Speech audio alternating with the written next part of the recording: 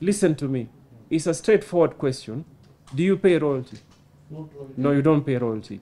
Now, these raw material you're collecting, they belong to the Kenyan people. And they do get depleted. I keep repeating it. You know you've closed certain mines because you can't mine no more. What do you expect us to tell the Kenyan people when all they go to see is quarries of material that has been extracted? And we can't say that we didn't collect, as a Ministry of Mining that are overseeing that space. What do you expect us to tell them? That we couldn't collect anything for all the material that has been extracted. So let's just be realistic. We have to pay something in the field of mining. We have to pay something. And I think 1.6% is a very reasonable figure.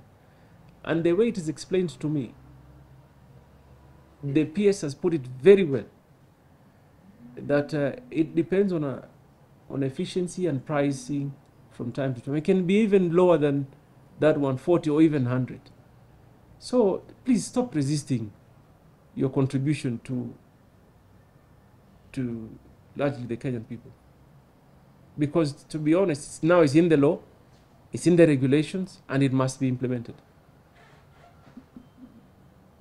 You know, it must be implemented. The exercise of mining we are doing now, it must be supported by a plan.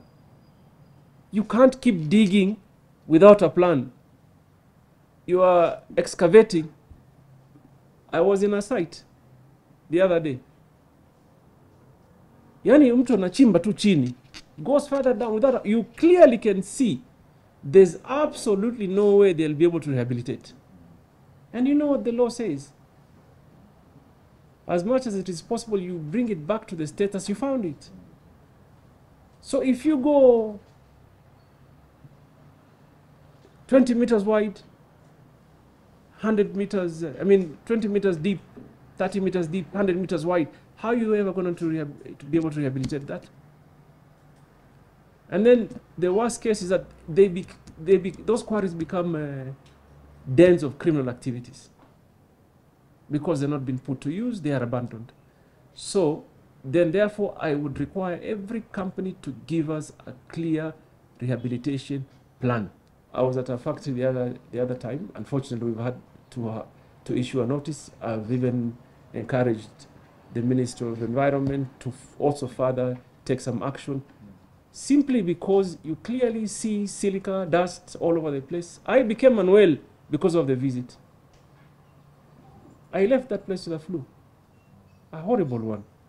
And there are populations, there are people who reside around. So we don't need to come and have a back and forth on basic fundamental requirements that you all are aware about. So meaning Kenya cannot be a dump site. Kenyan people cannot suffer for no apparent reason.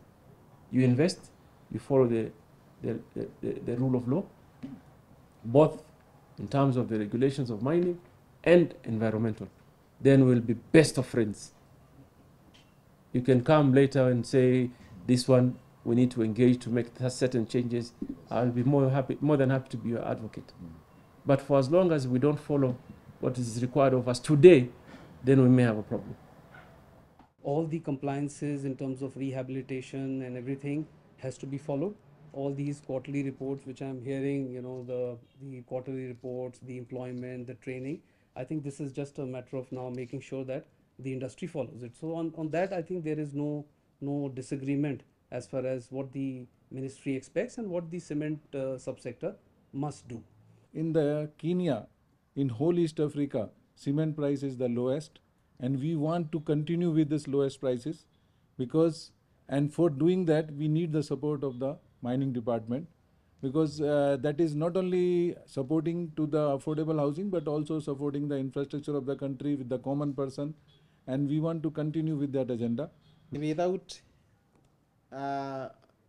mining, or those who are carrying out the business of mining, there should be no ministry for mining. So we are here to facilitate those who are carrying out business of mining, including the value addition to the product from mining.